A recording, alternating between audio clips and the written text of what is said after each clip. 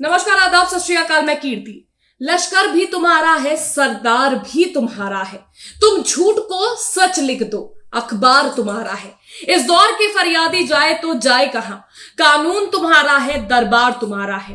ये चंद लाइनें इस खबर पर बिल्कुल सटीक बैठती है, क्योंकि हल्द्वानी में सरकार जो चाह रही है वो उसे कर रही है। मौलाना तौकीर रजा से लेकर अरशद मदनी की लाख तकरीरों के बाद भी सरकार मुस्लिमों के खिलाफ एक्शन लेने में कोई कसर नहीं छोड़ रही। इतना ही नहीं दोस्तों, मामला कोर्ट में आने के बाद भी खुलेआम प्रशासन की मनमानी जारी है, जिसका खुलासा फैक्ट फाइंडिंग टीम ने किया है। यहां तक कि डीएम से लेकर नगर निगम कमिश्नर तक पर बड़े सवाल खड़े हो गए हैं, जिसने सियासत में भूचाल ला दिया है। नामी सरकार की ओर से अधिकारियों को बचाने का पूरा प्रयास किया जा रहा है। इस बात का दावा सोशल मीडिया पर किया जा रहा है। इस बात पर आपको यकीन ना हो, लेकिन ये बात 100 आने सच है।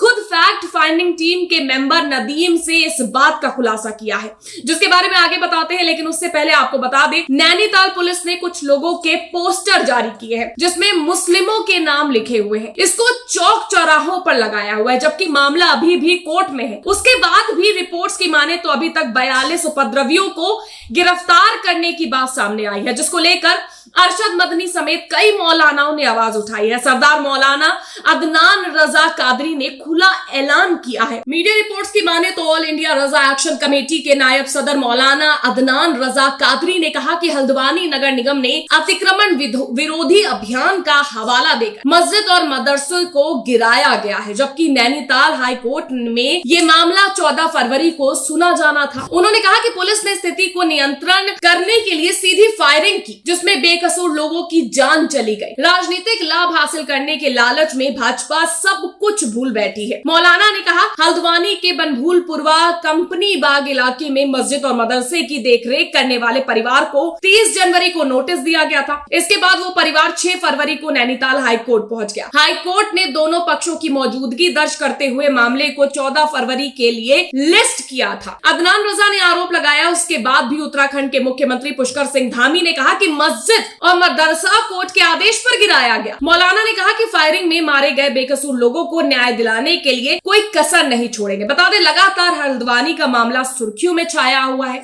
वहीं डीएम और नगर निगम कमिश्नर को लेकर जो खुलासा हुआ है उसने सबको हैरान कर दिया है। दरअसल इस बारे में एक पत्रकार ने पूरी जानकारी देते हुए ट्वीट किया और लिखा है कि हल्द्वानी हिंसा की फैक्ट फाइंडिंग पर दिल्ली लौटी टीम का बड़ा खुलासा। एक ट्रांसफर हो चुका अधिकारी हल्द्वानी में मस्जिद को जबरिया शहीद कर देता है, जो ट्रांसफर जिसका हो चुका है। अगर हल्द्वानी हिंसा में स्वतंत्र जांच हो जाए तो सबसे पहले हल्द्वानी डीएम और निगम कमिश्नर जेल जाएंगे। कार्रवाई और पूछताछ के नाम पर मुसलमानों को रोजाना प्रताड़ित करने के लिए अस्थायी डिटेंशन कैंप बनाया गया है। 1 लाख से ज्यादा आबादी को पिछले 1 हफ्ते से ओपन एयर जेल बनाकर कैद किया गया है, जहां किसी को जाने और वहां से बाहर आने की इजाजत नहीं है। हल्द्वानी हिंसा सीधे तौर पर सत्ता का संरक्षण प्राप्त बाहरी लोगों द्वारा किया गया है, जिसके नाम पर स्थानीय मुस्लिम परिवारों को लगातार प्रताड़ित किया जा रहा है। यानी कि हल्द्वानी में मस्जिद और मदरसे को गिराने का जो है ऐलान वो करता है जिस अधिकारी का ट्रांसफर हो चुका है।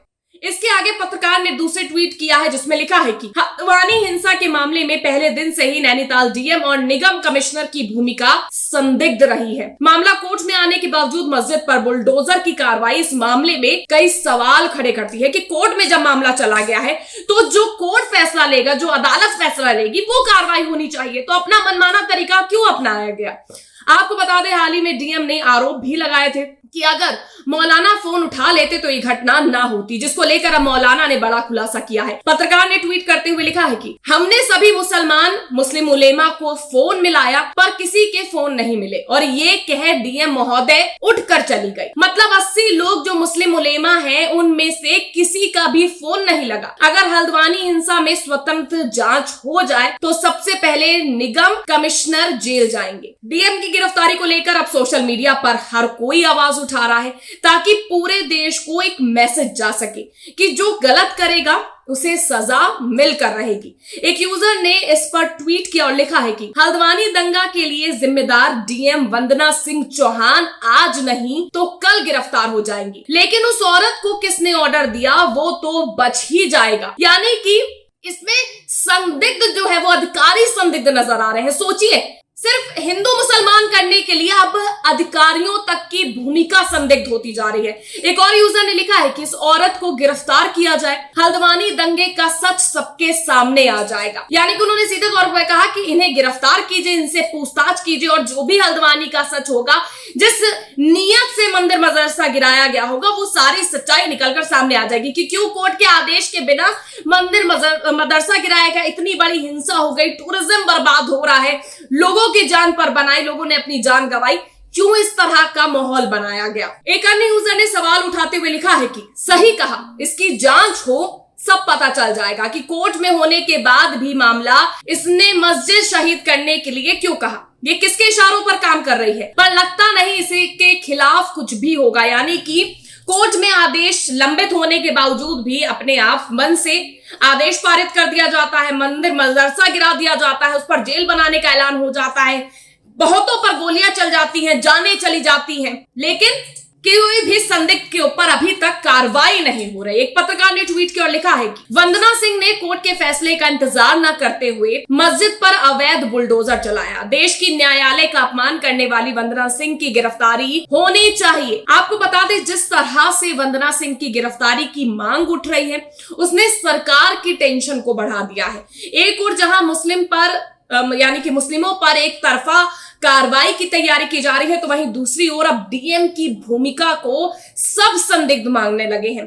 फैक्ट टीम ने भी इसको लेकर अहम खुलासे किए हैं, जिसके बाद धामी सरकार सवालों के कटघरे में खड़ी हो गई है। अब मामला कोर्ट में है, कोर्ट में डीएम को लेकर क्या पक्ष रखा जाता है, इस पर पूरे देश की निगाहें लगी रहेंगी, क्योंकि ये बड़ा अहम है कि कोर्ट जो फैसला करेगी वो लोग बड़ा ही निष्पक्ष मानते हैं, बड़ा ही उस पर भरोसा करते हैं। तो उस भरोसे के साथ कोर्ट जो भी फैसला लेगी, हर कोई उसे सही मानेगा। अब क्या कोर्ट फैसला लेती है, ये हर कोई जानना चाहता है।